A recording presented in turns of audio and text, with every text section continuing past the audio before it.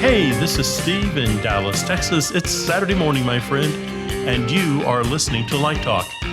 Good morning. This is Stan in Gainesville, and today we're discussing new Martin Mac Ultra fixtures, weird Bluetooth, LED Fresnels, crossing the fire curtain, fixtures for outdoor summer events, and LDI plans, all on Light Talk.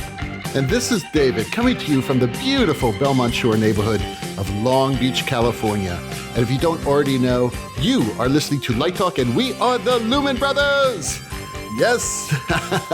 Hey, welcome everyone to episode 219. And we would like to specially welcome back our brother Stan from your Stanbattical.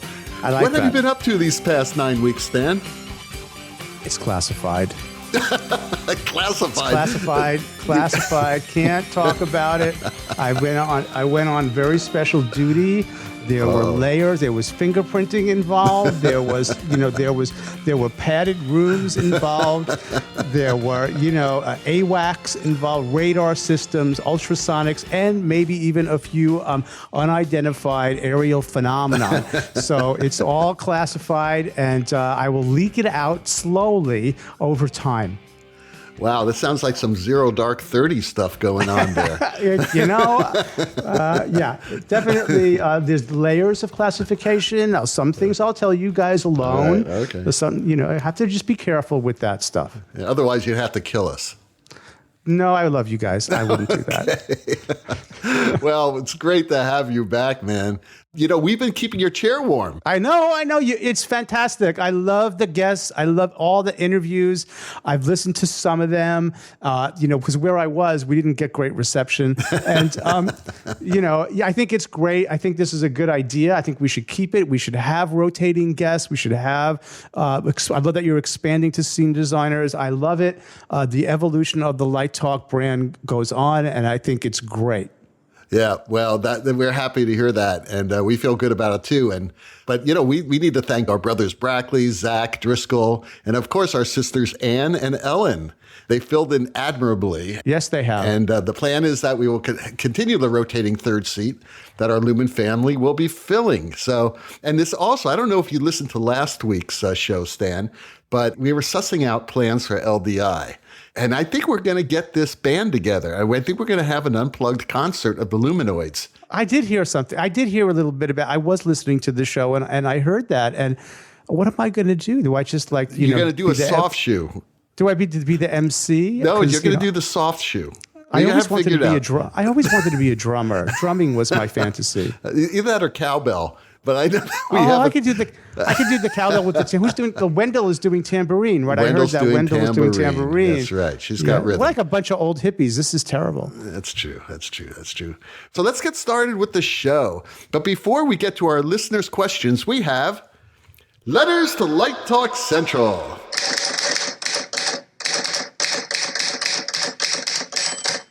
As it's been a while since we've had a normal show, our mail has been piling up outside of Light Talk Central. And I think that Stan may have sent most of it to the Gainesville swamp landfill dump. No. I find the letters precious, especially when they're real. Well, these are real. I know it's real. And we actually managed to salvage these two actual letters. So here are the two we found among the trash. Our first letter is from Tarmo from Estonia.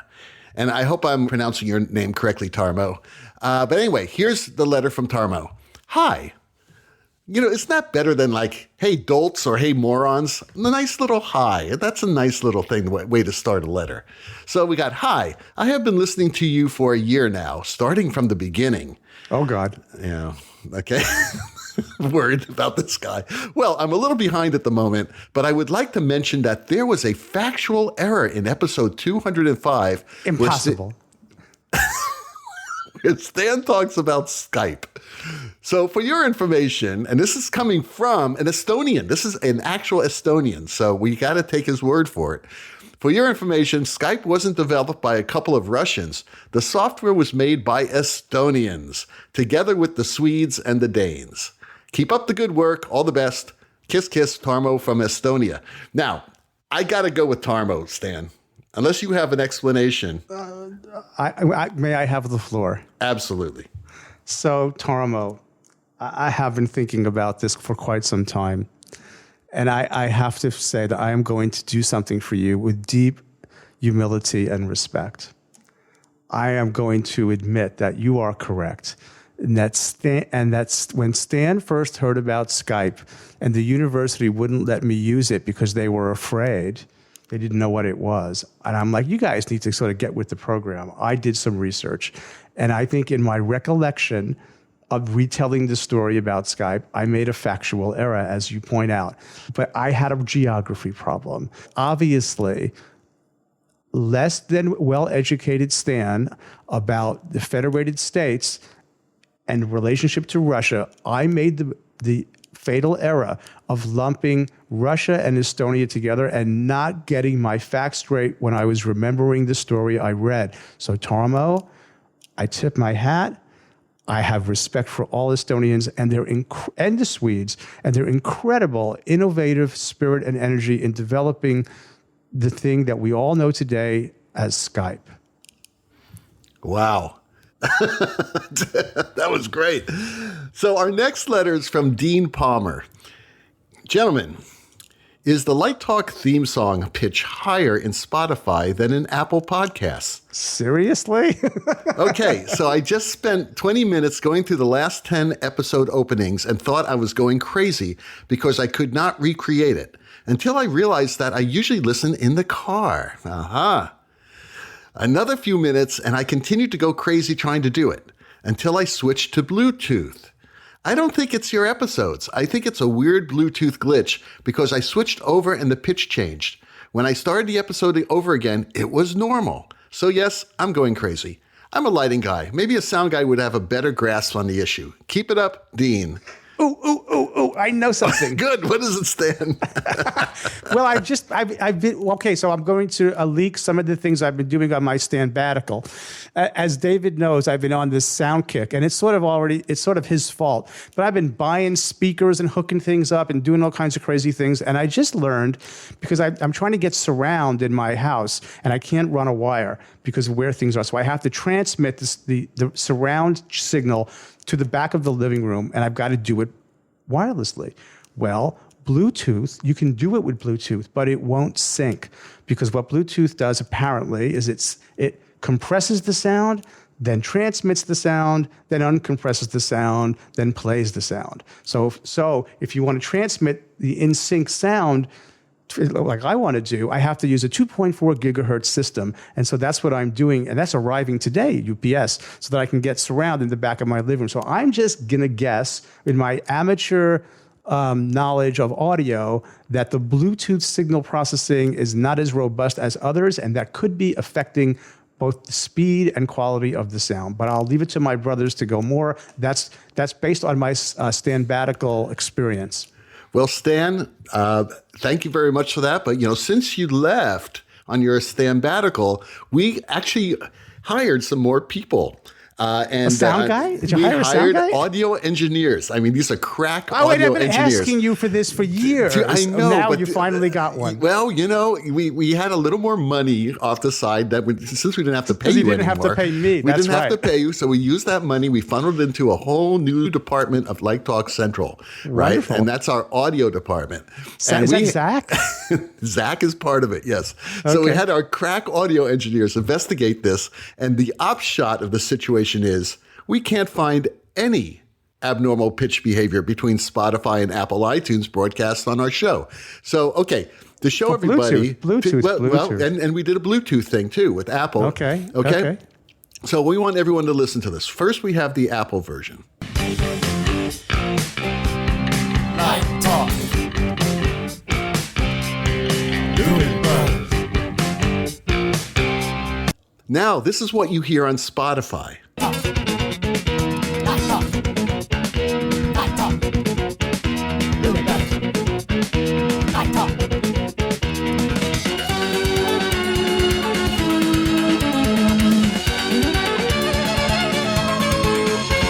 Okay, I'm sorry, guys, but I hear no difference between those two versions. Maybe it is a Bluetooth thing. We have no idea, but it sounds the same to me. Anyway, let's move on to the show. And Steve has our first question. Hey, it's a big day for Tarmo. We have a question from him all the way from Estonia. And he says, I am upgrading my Fresnel inventory and was wondering which LED Fresnels I should be looking over. Well, Tarmo, there's a number on the market, but I'm going to go out on a limb here and suggest the two obvious kind of Fresnels. Certainly ETC has their new Fresnel, the new Desire Fresnel out. I haven't seen it yet. And Strand has the Cantata, which is the LED Fresnel that I have.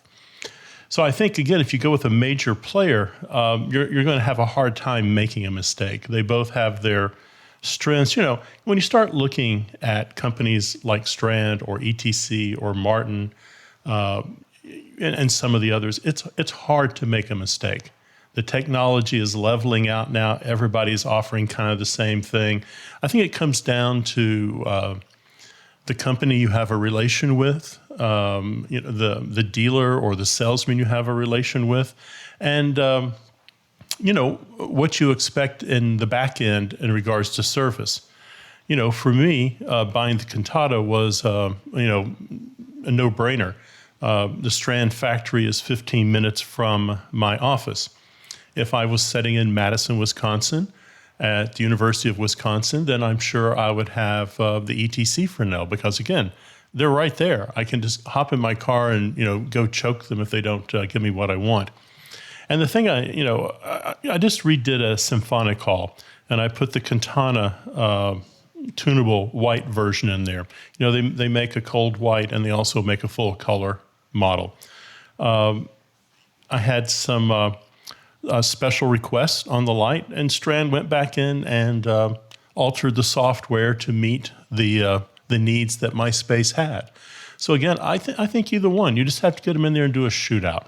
Yeah, I actually have seen that ETC Fresnel. I saw them both, and they are fabulous and they're powerful. You know, the big question is, though, I would guess that Tarmo is using 2K Fresnels because he's from Estonia.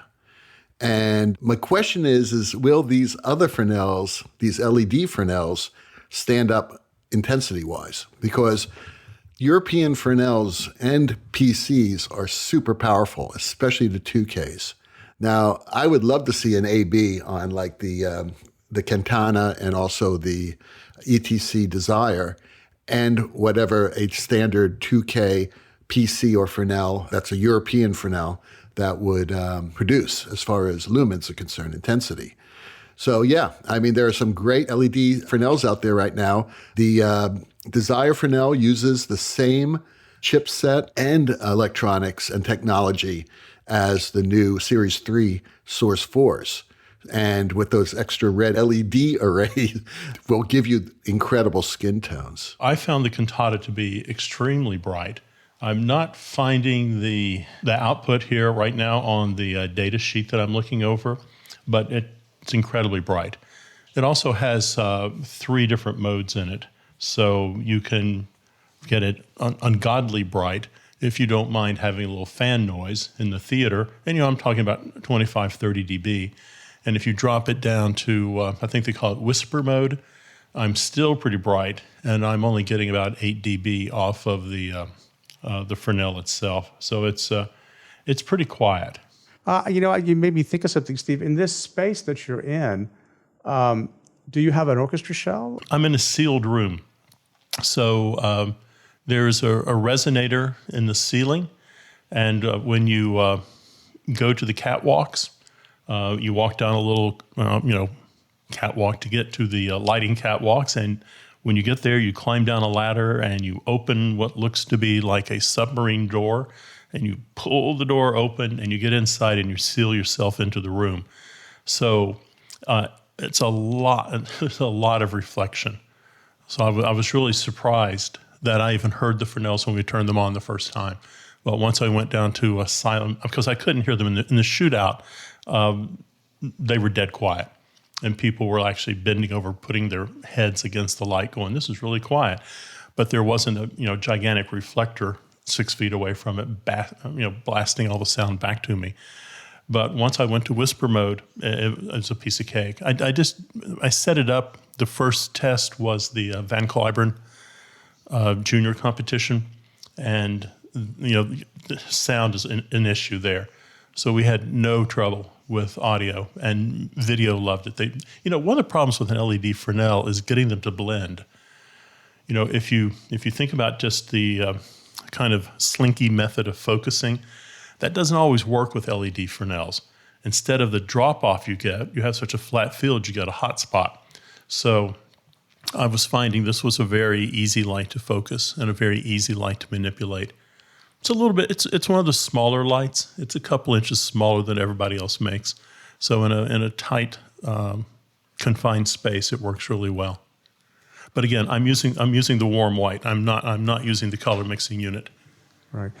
I had an experience with Wenger because we do a lot of orchestra shells and we do a lot of coordination of acoustical shaping of rooms. And in some of the spaces we were working on, Wenger actually has a fixture specifically designed for concert halls, and particularly to be set into orchestra shell pieces, which could be set into a ceiling. It depends on the application. If you're using a theatrical fixture on a yoke with a C-clamp, that's another story.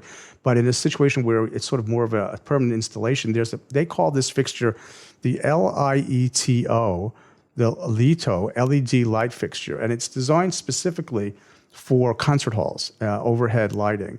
And you'll see them even in like a performing arts center that has shells that go away and come back. These fixtures are designed to go in them. It's a installed fixture, and they are tunable white, and you can get them in a color version, and they are really, but what's interesting about them is I was doing a project where the shell was not a Wenger shell, it was being contractor built, and I specified the LITO, and because it was the perfect fixture to put into a curved, like if you could imagine like a convex shaped ceiling, and you got to get a recessed fixture in there. And sometimes we put stuff in between the shell panels, but we needed things for general concert lighting when there isn't like a board turned on, and they wouldn't sell it to me.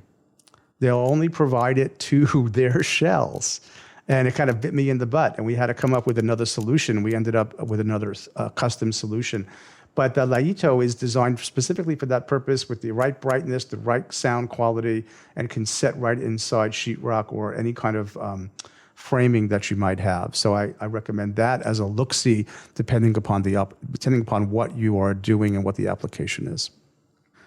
Well, Julius in Nebraska writes, I've always heard you should not cross the fire curtain line with cables on the floor. Can you show me the regulation or fire code that says so? Does this really apply to mic or DMX cable on the floor? So I'm visualizing a scene that you have a proscenium theater and you have an extended apron or pit area, and the band is downstage on the downstage side of the fire line where the fire curtain comes down, and there are cables running backstage, mic cables, DMS cables to plug into God knows what. That's a very small cable. So in a question of a fire code, in the United States, now I cannot speak, maybe David and Steve can speak to Europe better than I can, but in the United States, fire codes or fire ordinances are enforced by the authority having jurisdiction, which in your city is probably the local fire marshal. Like in Florida, they've really reduced the budget. We have 2 for the entire state, okay? And now, so when there's a question about whether or not something is a thumbs up or a thumbs down, you can look to the codes, but ultimately it is the authority having jurisdiction who will make that determination. So what that means is, to me and to you and to our listeners, have a really good relationship with your local authority, your local fire inspector. And I mean that earnestly. You really should, for the sake of sometimes you need a ruling. They are the Supreme Court, and interestingly, their ruling cannot be appealed. What they say goes. There is no higher authority. So I went to some documents. So one, you want to look at NFPA, okay, which is the National Fire Protection Association's documents that provide a broad range of information on these kinds of questions. You also want to look at ESTA, the Entertainment Services and Technology Association, which works in close coordination with the ANSI folks, the American National Standards Institute, and they produce documentations and recommendations, as well as OSHA, the Occupational Safety and Health Act. So these are resources to look for. So I don't want to go down a legal realm with you, but here is an example of some documents to look at. NFPA 101, Life Safety Code. NFPA 1, Fire Code, NFPA 551, Guide for the Evaluation of Risk of Fire Assessments. There's a whole bunch more of these. So I would say if anybody wants to know more, they can reach out to me, but I am far from the person best known for this. The person you would really want to talk to in our industry is Carl Ruling at ESTA, who is probably the god of this kind of stuff. But the answer, does it apply to micro DMS cable in any kind of code or ordinance that I can find? Not yet. No. But I do know this. The fire curtain must be able to hit the deck within 30 seconds from the time a fusible link releases the curtain or an automatic link. So if you want to see if your fire curtain is working, Start a fire. no, don't do that. No. Release the curtain. There usually is a mechanism, and start your stopwatch. It should hit the deck in 30 seconds, and it should be tested 3 times. Now, ESTA is also recommending, and our fire marshal here in Gainesville has taken this to heart, you should be dropping your fire curtain at the end of work every day, 7 days a week, 365 days a year, and raising it in the morning at the commencement of work. That's a pain in the butt. But that's what is recommended by ANSI. And the logic behind it is this. It's quite smart. Every time you do that, you are inspecting the fire curtain, and you know it works.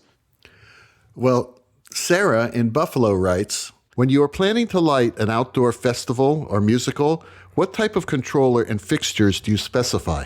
Well, okay. First of all, you need to decide on what your needs are for this outdoor event that you're doing. For instance, is the show going to be starting at twilight? Or is it going to be starting when the sun is down? Or is it going to be starting maybe an hour before the sun starts going down? You really need to know exactly what those times are so that you know how to approach the lighting. I've done shows in which there were afternoon matinees that are outside, but even in those cases, there's a way to approach it. And the way I approach something like that is I throw as many lumens on stage as possible.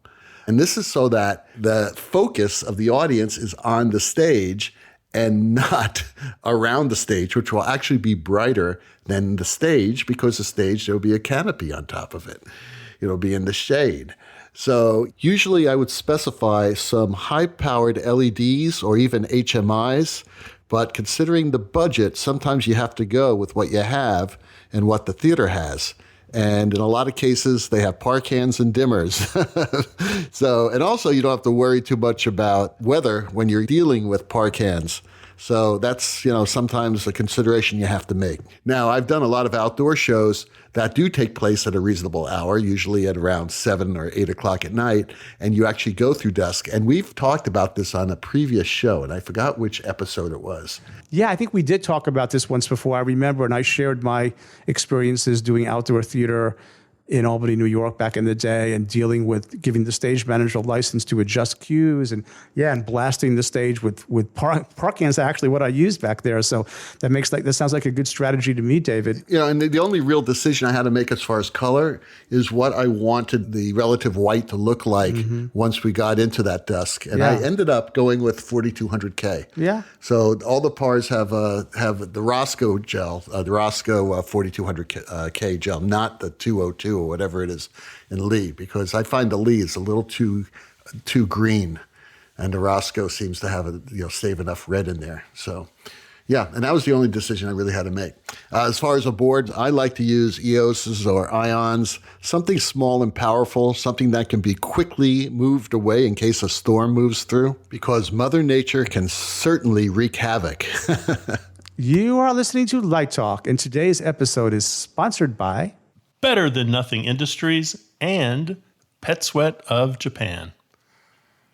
Does your theater have a fat room? You know what I mean. A vending area where you can buy treats, snacks, and sodas. While junk food is tasty, why not branch out with 3 new vending machines? PetSweat of Japan, working with the good men and women of Better Than Nothing Industries of Omaha, are proud to present the following offering for the modern green room. Sometimes a Coke and a slice of pizza just does not do it. You want a real meal, a man's meal, and you want it now. Just saddle up to the hot meal vending machine. It sells every meal you can think of: hamburgers, hot dogs, stew, curry, spaghetti, french fries, fried octopus, sushi.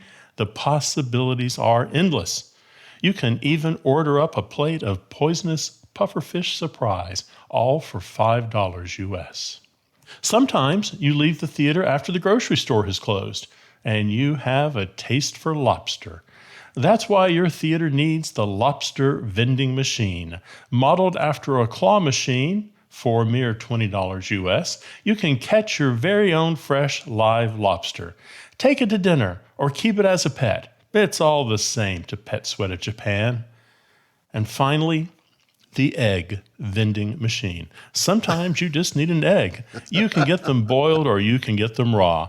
Best of all, it's going to be a surprise. And don't forget a warm glass of cow piss. I like the strawberry flavored. PetSweat of Japan. Always something good in the kitchen. Now, I just want to point out, I feel, a little like I'm beating up on Japan, but God love them. All 3 of these vending machines are available on the streets of Tokyo. I believe it. You just want an egg? There it is. 100 yen. You get an egg. Look. There's a famous story about 8 years ago. I was doing a show in Tokyo, and there was this one sushi place where this man made a deal with the owner of the sushi restaurant to actually remove his private parts. And he cooked them, and he had a very select group of guests come in to eat this delicacy. This has no happy ending. I am not making this up. So there you go. And now, Stan moves us out and of this. now- Out of the dust. Then they headed down to the And now- the noodle And hot now- tub store. The noodles. Yes. and now, Yes. there was And now. in my research into crazy audiophile things, there's an audiophile guy in Japan who is so obsessed about the cleanliness of the electricity to his high-end audio system, he paid the money to have the power company bring in an independent power line from the main line to his house with no one else on it because he wanted the power to be completely his. And now, back to Light Talk. I have no idea what any of that meant. Well, the sound of these crazy ducks quacking in the background means that it's time for another episode of Let's Talk About. And today's Let's Talk About segment is all about the new Martin Movers. That's right.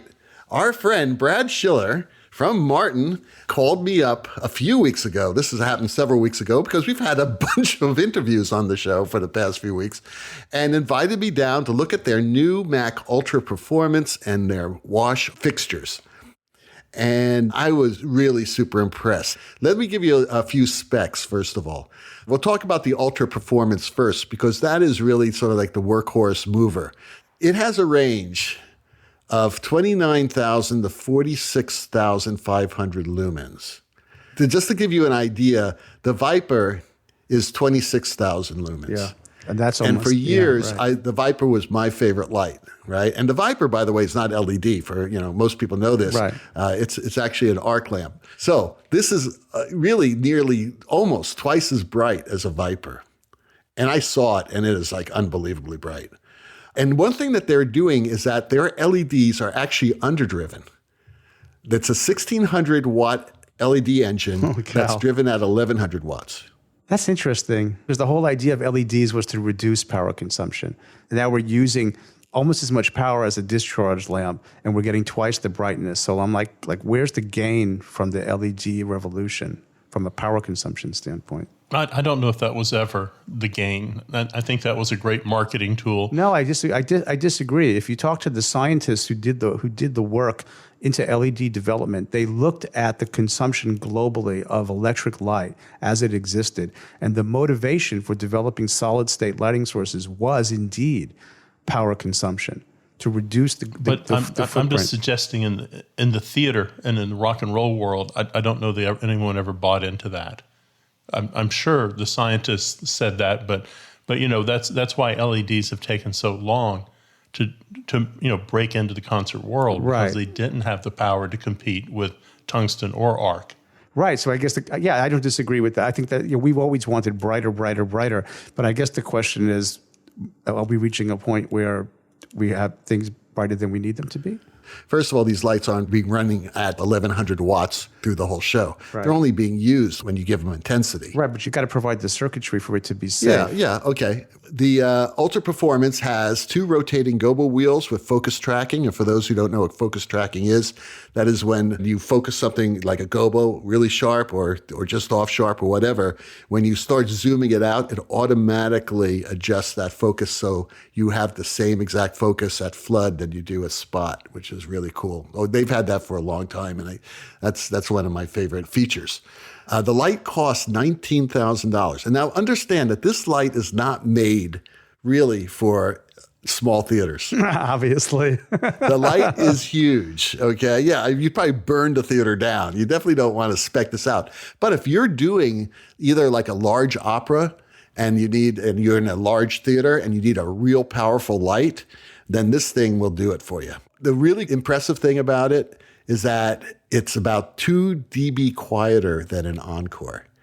I could not hear the fans. I couldn't. I mean, I was right next to it, and it was a quiet showroom. That was pretty damn impressive. The zoom is 7.7 to 53 degrees. They do your typical CMY color mixing. They have that special spectral enhancement filter, which really helps, and it produces an excellent 3200K color. I tested it. I posted some photos on the Light Talk Facebook group. It's got a full effects engine. It's got a prism. It produces a beautiful red, absolutely beautiful primary red. And a lot of that is from that spectral enhancement filter. What's really cool is their framing system. You can get full curtain blackouts from any frame, and the angles can be preset. So as the blade comes in, it will come in at a severe angle if that's what you want it to do. It will not like come in a little bit, then start turning. And that's a really, really great improvement over most framing shutter assemblies. It's a nice theatrical light and heavy frost. So you basically have a light frost or heavy frost. Again, they're looking at the market for this light. And the market of this light, I do not think are theaters. But the frost is useful, and I would definitely be able to use it in operas. Do you think they're going to partner with one of the software companies that manipulate moving lights into follow spots? Well, this light has follow spot handles, which is really interesting. So, so you can actually use it as a manual. Yeah, and lift it up too, exactly. But it does work also as a follow spot. I don't know the answer to that, Steve. That's something we should ask Brad. There's a tungsten emulation that adds red at the end of the fade. This is really cool. They have something called Animotion, and that allows 10 groups of LEDs from the engine that artificially puts motion into the beam, which is really cool. And I think they got that from some of their other lights. And it's super fast for its size and very quiet. We also saw the Mac Ultra Wash, and this is the brightest light that Martin has ever made. 63,500 lumens. Crazy bright. It's as bright as the old 3600 Wash, which is, up to this point, the brightest light I ever used. They have a 5 to 47 degree hyper zoom that goes to 3 degrees, 9-inch lens mouth, so it's super wide. It's great for eye candy, and the fans, again, are very quiet. So these 2 lights are just fabulous. I think they're great, and I was very, very impressed. And it was funny because while in the middle of the demo, in walks Ann Militello. And it was so great to see Anne and her students. So it was a lot of fun. So we got to play with a lot of toys while we were there. I have a question. So I'm speccing a bunch of the architectural Martin 200 wash products for an outdoor project, and they're built for that. Given the brightness and given the geometry of the beams, and I'm thinking about how far you can throw this light. Are they considering a version of this that would be outdoor worthy? Well, I don't know about that, but I know they're making it for stadium shows. Well, I guess, but I'm talking about like an IP rating where I could put it on a building, because their architectural line is phenomenal, and I'm using that on this project that I'm in process on now. But I'm using their fixed wash. There are 3 versions of the Mac. I think it's the Martin Wash 200 series that I'm using on a building facade.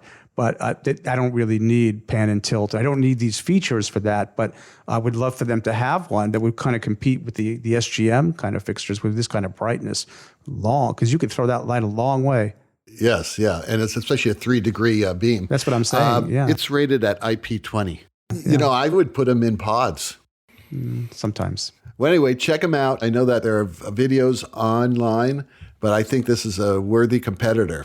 Kudos to Martin for coming up with something like this. Yeah. I think it's always great making a great product. That's right.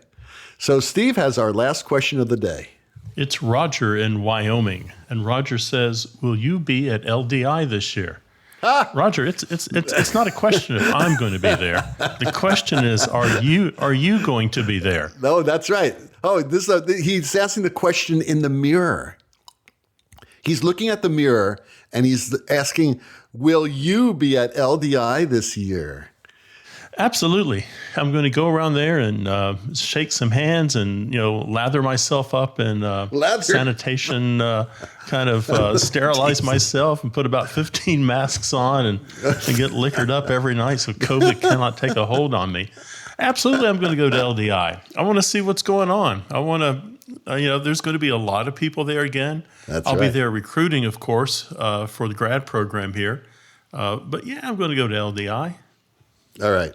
Roger, you have to listen to last week's show where our wonderful Lumen sister, Ellen Lampert-Grayo, actually said, you are invited. We expect you to be there. And they're even setting up a podcast truck so that we can upload our podcasts immediately. No, really? Yes. Yeah, it's going to be at Hoover Dam. That would be fun. Broadcasting from Hoover Dam, that would be good. That's right. I would prefer that. I would actually. So would I actually. And we're going to have a stage, as I said before. Oh my! With an unplugged version of the Lumenoids. Wow! Look what happens to me when I go away for a while. All kinds of cool things happen. I should go away more often. If I go away more often, more cool things will happen. Right. And Steve just said we have new swag. The ever popular shot glass will be back, but we have special swag this year. We do. We have a surprise swag this year. No, Roger, I started looking for hotels yesterday. If you're thinking about going to LDI, you need to go ahead and book a hotel. And the thing I've found is rates are, they're creeping back up there again. But the nice thing is every hotel I looked at, if you want to cancel, there is a zero cost cancellation fee. So if you look at a hotel, but make sure they have the zero cancellation if for some reason you can't go. But man, I would book my room now. And this is the week before Thanksgiving, I think. Yeah, a week before Thanksgiving. So, Steve, what is the official Light Talk with the Lumen Brothers Hotel this year? Well, I was wanting to go to the Hard Rock, which is no longer there. So I am looking at the new Virgin Hotel there. But I'm telling you, Caesar's Palace is starting to look mighty good to me. Okay, we'll announce it. When we decide where the Light Talk people will be, we will announce Party in David's room. That's right. Well, the rocking sounds of the Lumenoids tells us that once again you've spent another morning listening to Light Talk. You can hear our show on Spotify, iTunes, Google, YouTube, Live Design Online, Amazon Prime Music, and just about every podcast site out there. Check out our website on lighttalk.org for future guests, and be sure to follow us on Facebook and subscribe to the podcast. That way you will not miss a second of Light Talk Insanity. No guarantee is offered regarding the accuracy of any statements or opinions made on this podcast. However, Just remember, if you do decide to choose litigation, the law firm of Flecht, Flock, Flare, and Glare and their paralegal Snoot will defend us until our retirement funds are depleted. Light Talk is written and produced by the Lumen Brothers. Coming to you from Long Beach, Gainesville, and the Lone Star State. And be sure to join us next Saturday morning when Lumen Brother Zach joins us to talk about more crazy happenings in the lighting industry. All of that, and somebody's going to cook up a new sponsor. Light Talk, broadcasting questionable Lumen knowledge and humor around the world. So we'll see you all next Saturday morning. Bye-bye from Light Talk. Toodles now. Bye-bye. See everybody.